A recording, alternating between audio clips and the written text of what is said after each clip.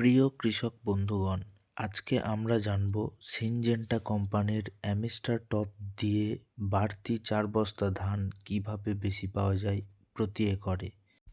এই জমিতে ডেমনস্ট্রেশন করা হয়েছে অ্যামিস্টার টপ দিয়ে এবং পরবর্তীতে আমরা সেখানে অ্যামিস্টার টপের ফলাফল দেখতে গেছি।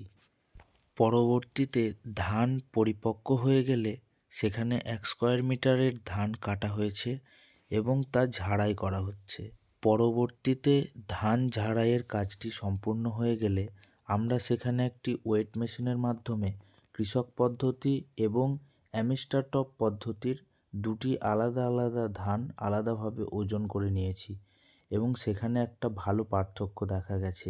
কৃষক বন্ধুরা এই অ্যামিস্টার টপ দেওয়া ধানের ওজন বেশি হওয়া দেখে খুবই আনন্দিত ছিলেন। এরপর সেখানে অ্যামিস্টার টপের গুণগত মান এবং গুণাবলী সম্পর্কিত একটি আলোচনা সভা হয়েছিল। এখানেই থেমেছিল না সিনজেন্টা কোম্পানির হারভেস্ট হাঙ্গামার কার্যক্রম।